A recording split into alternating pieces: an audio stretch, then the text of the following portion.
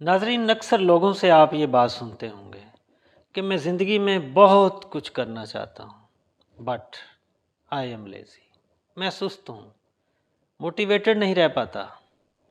इसी के ऊपर आज हम बात करेंगे, तो गौर से देखिएगा इस वीडियो को।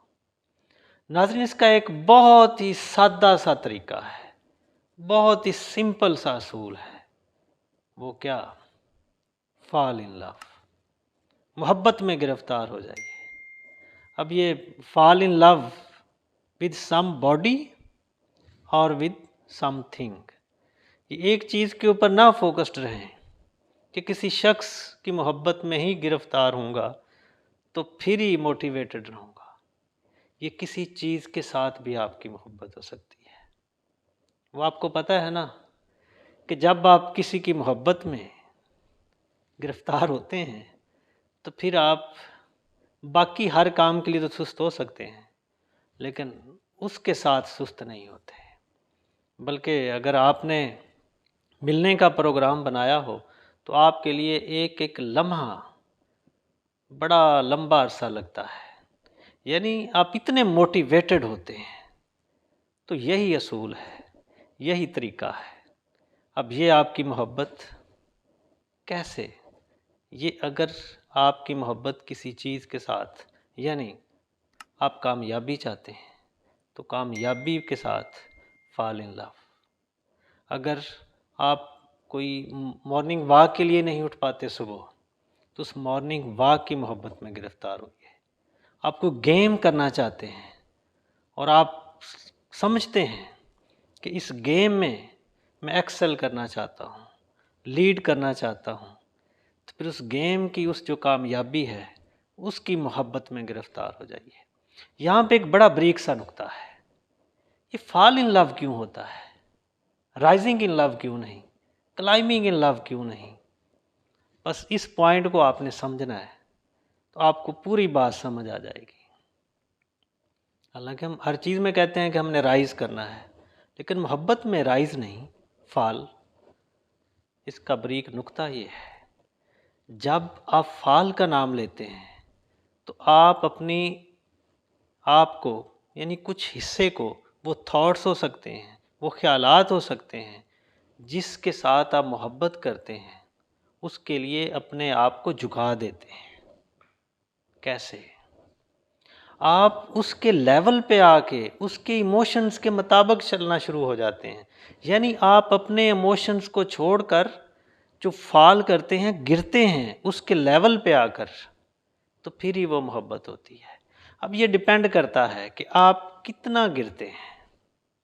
और अगर आप कोई आदमी 100% ही फॉल कर जाए, यानी वो अपनी हर चीज़ को फना समझे कि बस यही मेरी मोहब्बत है, जैसा ये चाहे मैं वैसे ही करूँगा, तो वो फिर एक इश्क का दर्जा शुरू हो जाता है। यानी अपने आप को आप वैसे ही फना समझते हैं। तो माय फ्रेंड्स, ये होता है फॉल इन लव। तो जब आपको अपना एक टारगेट बनाते हैं, आप कहते हैं कि मैंने इस चीज़ में कामयाबी हासिल करनी है, तो फिर आपको फॉल इन लव होना होगा। आपको अपनी वो चीज़ें जो आपको डीमोटिवेट रखती हैं उनको अपने आप से बाहर निकालना होगा और उसकी जगह पे उस मोहब्बत को लाना होगा, जो उस चीज़ की मोहब्बत को लाना होगा जो आप हासिल करना चाहते हैं। फिर उसके मुताबिक आप अपने आप को ढाल लेंगे, आपके लिए वो प्रायोरिटी हो जाएगी। तो बात फिर वही जो हमने शुरू में बात की कि उसके साथ फॉल इन लव। जब आप इस चीज़ के ऊपर आ जाएंगे, अब ये हो कैसे सकता है? क्या ये सिर्फ बात ही है? यह हकीकत भी है। यकीनन आप इन बातों को हकीकत में बदल सकते हैं।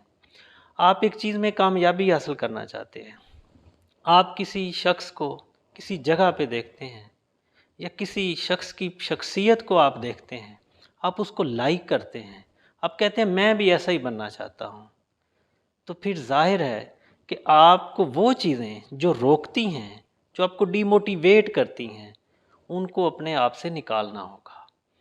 और वैसा बनने के लिए आपको वो जुस्तजू करना होगी।